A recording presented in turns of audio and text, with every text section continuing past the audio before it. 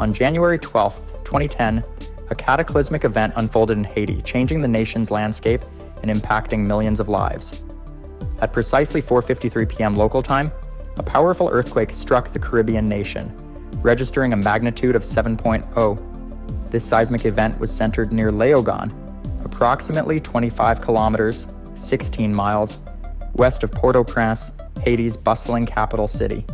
The earthquake was not only a sudden and violent jolt, but also a disaster of unprecedented scale that brought widespread destruction and suffering.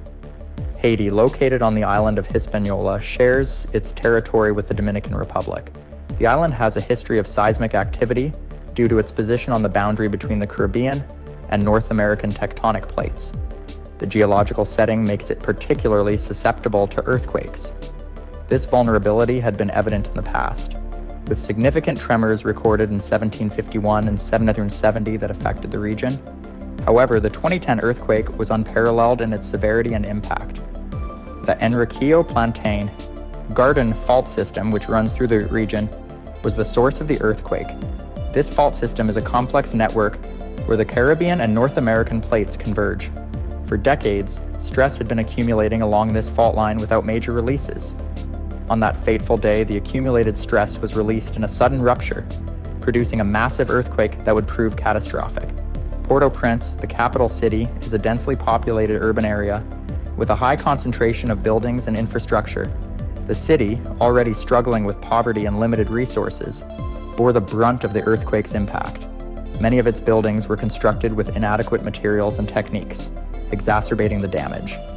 The shaking caused by the earthquake resulted in the collapse of countless structures, including residential buildings, commercial properties, and government offices. The immediate aftermath of the quake was chaotic. The ground shook violently, with the initial tremor lasting just under 30 seconds. Despite the short duration, the effects were devastating. Entire neighborhoods were reduced to rubble, and the landscape of Port-au-Prince was forever altered. The earthquake's force was so intense that it caused severe damage to the infrastructure and disrupted essential services such as electricity, water supply, and telecommunications. In the hours following the quake, the scale of the destruction became increasingly evident. The Haitian government, already operating under strained conditions, struggled to respond to the disaster. The lack of preparedness for such a large-scale event left the nation struggling to manage the immediate and overwhelming needs of its people. International aid organizations and foreign governments quickly mobilized to provide assistance. However, the delivery of aid faced significant obstacles. The earthquake had damaged roads and bridges, making transportation of relief supplies difficult. The port of Port-au-Prince, a critical point for receiving international aid, was also affected, compounding the challenges faced by relief efforts. The human toll of the earthquake was staggering. Estimates suggest that over 250,000 people lost their lives, and more than 300,000 were injured. The quake left approximately 1.5 million people homeless, many of whom were forced to seek shelter in makeshift camps. The destruction of homes, schools, and hospitals left survivors without basic necessities and essential services. The immediate response to the disaster highlighted the severe limitations of Haiti's emergency management infrastructure. The country's weak building codes and inadequate urban planning contributed to the extent of the damage. The earthquake exposed the vulnerability of Haiti's infrastructure and underscored the need for improved disaster preparedness and response mechanisms.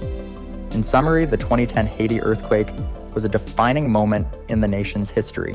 The initial tremor and its aftermath revealed the profound challenges faced by Haiti, from the immediate destruction to the long-term recovery efforts.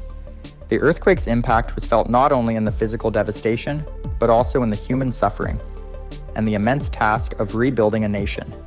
The catastrophic 2010 Haiti earthquake resulted from a complex interaction of geological forces, primarily involving the movement of tectonic plates. To understand the formation of this devastating earthquake, it's essential to delve into the geological background of the region and the immediate sequence of events on January 12, 2010. Haiti is situated on the island of Hispaniola, which is located at the boundary between the Caribbean plate and the North American plate. This tectonic boundary is characterized by a series of faults, including the Enriquillo Plantain Garden Fault System. The Enriquillo Plantain Garden Fault is a strike-slip fault, meaning that the plates slide past each other horizontally. This fault system has been the source of significant seismic activity in the region, with stress accumulating over time due to the slow, relentless movement of the tectonic plates. For decades prior to the earthquake, the Enriquillo Plantain Garden Fault System had been experiencing increased stress due to the ongoing tectonic forces. Despite the accumulation of strain, there had been no significant earthquake release along this fault, leading to a buildup of potential energy. This stress accumulation is what ultimately triggered the catastrophic event on January 12, 2010. On that fateful day at precisely 4:53 p.m. local time, the Enriquillo Plantain Garden Fault System experienced a sudden rupture. The earthquake struck with a magnitude of 7.0, a powerful force capable of causing widespread destruction. The epicenter of the quake was located near Léogâne, approximately 25 kilometers, 16 miles, west of Port-au-Prince, the capital city of Haiti. The earthquake's rupture occurred along a section of the fault where stress had accumulated over many years. The release of this stress produced a violent shaking of the ground, felt intensely throughout the region. The seismic waves radiated outward from the epicenter, causing significant ground movement and structural damage. In the moments immediately following the quake, the intensity of the shaking was overwhelming. The tremor lasted just under 30 seconds, but during this brief period, the impact was profound. The ground shook violently and many buildings and structures, already vulnerable due to inadequate construction standards, collapsed under the force of the quake. The immediate effects of the earthquake were catastrophic. In Port-au-Prince, the capital city, the tremor caused widespread destruction. Buildings that had stood for years, including homes, commercial properties, and government offices, were reduced to rubble. Streets and infrastructure were severely damaged, with roads buckling and bridges collapsing. The impact on the population was devastating. Many people were caught off guard, and the collapse of buildings resulted in a significant number of casualties. In the first few hours following the earthquake, the full extent of the damage began to emerge. The scenes were chaotic and harrowing. Streets filled with debris, injured people seeking help, and survivors trying to rescue those trapped under the rubble. The earthquake's force also caused landslides and structural failures in areas surrounding Port-au-Prince, amplifying the overall impact. The tremor disrupted essential services such as electricity, water supply, and telecommunications, compounding the challenges faced by the survivors and emergency responders. In the immediate aftermath of the quake, the Haitian government faced enormous challenges in coordinating a response. The destruction of key government buildings and the disruption of communication networks hindered the ability to assess the situation and mobilize resources effectively. The scale of the disaster overwhelmed the nation's emergency management infrastructure, which was already operating under significant strain. International aid organizations and foreign governments quickly began to mobilize relief efforts. However, the delivery of aid faced considerable obstacles. The destruction of roads and infrastructure made it difficult to transport relief supplies to affected areas. The port of Port-au-Prince, a crucial point for receiving international aid, was also impacted, further complicating the distribution of assistance. The first day of the earthquake was marked by confusion, desperation, and the urgent need for coordinated rescue and relief efforts. As the extent of the destruction became clearer, it was evident that the road to recovery would be long and challenging. The initial response highlighted both the immediate needs of the survivors and the logistical hurdles faced by those attempting to provide assistance. In summary, the formation of the 2010 Haiti earthquake resulted from the complex interactions of tectonic forces along the Enriquillo Plantain Garden Fault System. The earthquake's immediate impact was devastating, causing widespread destruction and loss of life. The first day following the quake was characterized by intense shaking, severe damage, and significant challenges in responding to the crisis. The events of January 12, 2010 set the stage for a long and arduous recovery process for Haiti. The earthquake that struck Haiti on January 12, 2010 had a profound and far-reaching impact, particularly on the cities and densely populated areas. The destruction caused by the earthquake was catastrophic, leaving a lasting mark on the urban landscape and the people who lived there. In this part, we will explore the earthquake's impact on Haiti's cities, the immediate effects of the disaster, and the human toll it took. Port-au-Prince, the capital of Haiti, bore the brunt of the earthquake's destructive power. As the most populous city in the country, with over 2 million residents, it was the epicenter of the nation's government, commerce, and culture. The city was already grappling with issues of poverty, inadequate infrastructure, and overcrowding. which only exacerbated the disaster's effects. When the earthquake struck, the results were devastating. The city's buildings, many of which were poorly constructed and lacked proper reinforcement, crumbled under the intense shaking. Entire neighborhoods were reduced to rubble in seconds. Iconic landmarks such as the Presidential Palace, the National Assembly Building, and the Port-au-Prince Cathedral were severely damaged or completely destroyed. Residential areas were hit hardest, with thousands of homes collapsing, often with people trapped inside.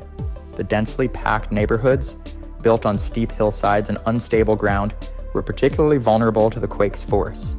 The destruction of these homes left countless families without shelter, forced to live in makeshift camps amid the debris.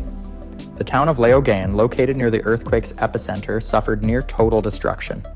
It is estimated that up to 90% of the buildings in Léogâne were either destroyed or severely damaged. The town's population, which was around 134,000 at the time, faced an almost unimaginable level of devastation. The loss of life was significant, and the survivors were left with little to no resources to rebuild their lives. The surrounding areas, including smaller towns and rural communities, also experienced severe damage. The earthquake's impact extended beyond the immediate vicinity of the epicenter, with tremors felt across much of the country. However, the lack of infrastructure and the remote location of many of these communities made it difficult for aid to reach them quickly, further compounding their suffering. The earthquake caused widespread damage to Haiti's infrastructure, crippling the country's ability to respond to the disaster and provide for the needs of its people. Roads were severely damaged or blocked by debris, making it nearly impossible for vehicles to pass through. This hampered rescue efforts and delayed the delivery of much-needed aid to affected areas. The port of Port-au-Prince, a vital hub for importing goods and receiving international aid, was severely damaged, with its main wharf partially submerged. This disruption of maritime transportation further isolated Haiti from the outside world in its hour of need. The capital's main airport was also damaged, though it remained operational, becoming a critical lifeline for the influx of international aid and emergency responders. Public utilities, including electricity, water, and sanitation, were heavily impacted by the earthquake. Power outages were widespread, and the city's water supply system was disrupted, leaving many without access to clean drinking water. The lack of basic services increased the risk of disease outbreaks, particularly in the crowded makeshift camps where survivors sought refuge. The human toll of the earthquake was staggering. The Haitian government estimated that over 230,000 people lost their lives as a result of the disaster, though the exact number remains uncertain. Hundreds of thousands more were injured, many with severe life-threatening injuries that required urgent medical attention. The destruction of hospitals and medical facilities left the healthcare system in shambles, unable to cope with the overwhelming number of casualties. In addition to the immediate loss of life, the earthquake left over 1.5 million people homeless. Displaced families were forced to live in temporary shelters, often in overcrowded and unsanitary conditions. These makeshift camps sprang up in open spaces, parks, and along roadsides, creating a humanitarian crisis that would persist for years. The emotional and psychological impact on the survivors was profound. Many people lost not only their homes and belongings, but also loved ones. The trauma of the earthquake, coupled with the uncertainty of the future, left deep scars on the Haitian population. The sense of loss and grief was palpable as communities struggled to come to terms with the scale of the disaster.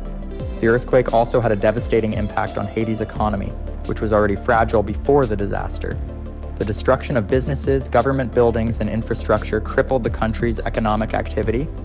The informal sector, which many Haitians relied on for their livelihoods, was particularly hard hit, with markets and small businesses destroyed. Reconstruction efforts would require massive financial resources, far beyond what Haiti could manage on its own. The country's reliance on international aid became even more pronounced in the aftermath of the earthquake, as it faced the daunting task of rebuilding not only its physical infrastructure, but also its economy. The immediate effects of the earthquake left Haiti in a state of crisis. The country faced an unprecedented humanitarian disaster, with millions of people in desperate need of assistance. The scale of the destruction and the challenges of providing aid in such a devastated environment highlighted the vulnerabilities of a nation already struggling with poverty, political instability, and underdevelopment. In the days and weeks that followed the earthquake, the world watched as Haiti grappled with the enormity of the disaster. The international community responded with an outpouring of support, but the road to recovery would be long and arduous.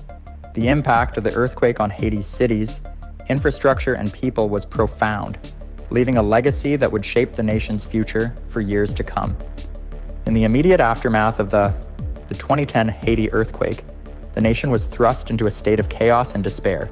The destruction was so extensive that it affected nearly every aspect of daily life, leaving the country in desperate need of help. Part 4 will explore the aftermath of the disaster, including the widespread destruction of homes and infrastructure, the response to the crisis, and the ongoing struggle for recovery. The earthquake's impact on Haiti's infrastructure was catastrophic, but the destruction of homes and entire communities was even more devastating on a personal level. Over 1.5 million people were displaced, forced to flee their shattered homes and seek shelter wherever they could. Makeshift camps quickly sprang up across Port-au-Prince and surrounding areas as people constructed temporary shelters from whatever materials they could find: sheets, tarps, and pieces of scrap metal. These camps, often overcrowded and lacking basic amenities, became the new reality for many Haitians. Living conditions were dire, with limited access to clean water, sanitation, and healthcare. The spread of disease became a constant threat, particularly in the hot and humid climate. The lack of adequate shelter and the fear of aftershocks added to the physical and psychological toll on survivors. Entire neighborhoods were reduced to rubble with no clear path to rebuilding. The destruction of homes meant not only the loss of personal property, but also the loss of family history and heritage. Many survivors were left to mourn the death of loved ones buried beneath the ruins, as the process of recovering bodies was slow and painful. Haiti's already fragile public services and infrastructure were pushed to the brink of collapse by the earthquake. The destruction of government buildings, including the presidential palace and the National Assembly, created a power vacuum at a time when strong leadership was desperately needed. Many government officials were killed or injured, and those who survived struggled to coordinate the country's response to the crisis. The collapse of public services was felt most acutely in the healthcare sector. Hospitals and clinics, many of which had been under-resourced and overcrowded before the disaster, were overwhelmed by the influx of injured and sick people. Medical supplies quickly ran out, and healthcare workers were forced to operate under extreme conditions, often without electricity or running water. The destruction of the main teaching hospital in Port-au-Prince was a significant blow to the country's medical infrastructure, leaving many without access to critical care. Transportation infrastructure was also severely damaged. Roads were blocked by debris, and many bridges were destroyed, cutting off access to remote areas. The Port-au-Prince airport, while still functional, was overwhelmed by the sudden influx of international aid, leading to delays in the distribution of supplies. The destruction of the port further complicated the logistics of bringing in aid and rebuilding materials. In the days following the earthquake, the international community responded with an outpouring of support. Governments, NGOs, and individuals from around the world mobilized to provide aid to the stricken nation. The United Nations, which had already been present in Haiti with a peacekeeping mission, played a central role in coordinating the global response. Countries such as the United States, Canada, France, and many others sent rescue teams, medical personnel, and humanitarian supplies to Haiti. The U.S. military established a significant presence, helping to restore order, distribute aid, and provide medical care. NGOs, both large and small, set up operations on the ground, working alongside local organizations to deliver food, water, shelter, and medical assistance. The global response was unprecedented in scale, but it also highlighted significant challenges. The sheer volume of aid entering the country created bottlenecks in distribution, with supplies piling up at the airport and port while people in need went without. The lack of coordination among the many organizations operating in Haiti led to inefficiencies and duplication of efforts. Despite these challenges, the international aid effort provided critical relief to millions of Haitians. Emergency food distribution helped stave off famine, while medical teams treated thousands of injuries and prevented the outbreak of diseases such as cholera. The presence of international forces helped maintain order in the chaotic environment, preventing widespread looting and violence. While the immediate response to the earthquake focused on saving lives and providing emergency relief, the long-term recovery process proved to be an even greater challenge. Rebuilding Haiti would require more than just repairing physical infrastructure. It would require addressing deep-rooted issues of poverty, governance, and social inequality. One of the most pressing challenges was the need to rebuild homes and provide permanent shelter for the millions of displaced people. However, the lack of land tenure laws and the chaotic nature of land ownership in Haiti complicated efforts to relocate people and rebuild communities. Many people were reluctant to leave the makeshift camps, fearing they would lose their claims to their land or that new homes would not be built in safe locations. Reconstruction efforts were also hampered by the slow disbursement of international aid. While billions of dollars were pledged by governments and organizations around the world, much of the money was tied up in bureaucratic processes, leading to delays in funding for critical projects. Corruption and mismanagement of funds further undermined the recovery process, with many Haitians feeling that the aid was not reaching those who needed it most. The aftermath of the earthquake left Haiti at a crossroads. The destruction was so complete that it offered an opportunity to rebuild not just physical structures, but also the social and economic systems that had contributed to the country's vulnerability. However, the path to recovery was fraught with challenges and progress was slow. For many Haitians, the struggle to rebuild their lives became a daily reality. While some were able to return to their homes or find new housing, many remained in temporary shelters for years after the earthquake. The lack of economic opportunities and the slow pace of reconstruction left many feeling hopeless and forgotten. Despite the hardships, there were also stories of resilience and hope. Communities came together to support one another, and local organizations played a crucial role in the recovery process. The earthquake had exposed the weaknesses of Haiti's institutions, but it had also shown the strength and determination of its people. The struggle for recovery in Haiti is ongoing, and the road ahead remains difficult. The earthquake was a defining moment in the country's history, one that reshaped its future and left a lasting impact on its people. The efforts to rebuild Haiti continue, driven by the hope that out of the rubble, a stronger and more resilient nation can emerge. The 2010 Haiti earthquake was a catastrophe that profoundly altered the course of the nation's history. The earthquake's legacy extends far beyond the immediate destruction and loss of life. It is a story of resilience, recovery, and the ongoing challenges that the Haitian people continue to face. The earthquake left an indelible mark on Haiti, reshaping its landscape, society, and economy. Entire communities were wiped out, and the physical scars of the disaster are still visible today in the ruined buildings and makeshift camps that persist across the country. The earthquake also had a deep psychological impact, leaving many Haitians grappling with trauma and loss. The memory of the disaster is a constant presence in the national consciousness, a reminder of the vulnerability and fragility of life. The disaster also brought to light the profound challenges that Haiti faced long before the earthquake. Poverty, political instability, and weak infrastructure had made the country especially vulnerable to such a disaster, and the earthquake exposed these systemic issues in stark relief. The struggle to rebuild Haiti in the aftermath of the earthquake became a symbol of the broader struggle for justice, equality, and development in the nation. In the wake of the earthquake, the international community rallied around Haiti, providing unprecedented levels of aid and support. The world's response was a testament to global solidarity, with governments, NGOs, and individuals from all corners of the globe coming together to help a nation in need. However, the international response was also fraught with challenges and controversies. The slow pace of aid disbursement, the lack of coordination among relief efforts, and allegations of corruption and mismanagement all hindered the recovery process. Despite these issues, the global response played a crucial role in saving lives and stabilizing the country in the immediate aftermath of the disaster. International aid provided critical resources for rebuilding infrastructure, healthcare, and education, and many of these efforts continue to this day. However, the experience of the earthquake also highlighted the limitations of foreign aid and the importance of empowering local communities to lead their own recovery. Perhaps the most remarkable aspect of the 2010 Haiti earthquake is the resilience of the Haitian people. In the face of unimaginable adversity, Haitians showed incredible strength and determination, coming together to rebuild their lives and their communities. Local organizations, grassroots movements, and individual acts of kindness and solidarity played a crucial role in the recovery process, often filling gaps left by international efforts. The road to recovery has been long and difficult, and many challenges remain.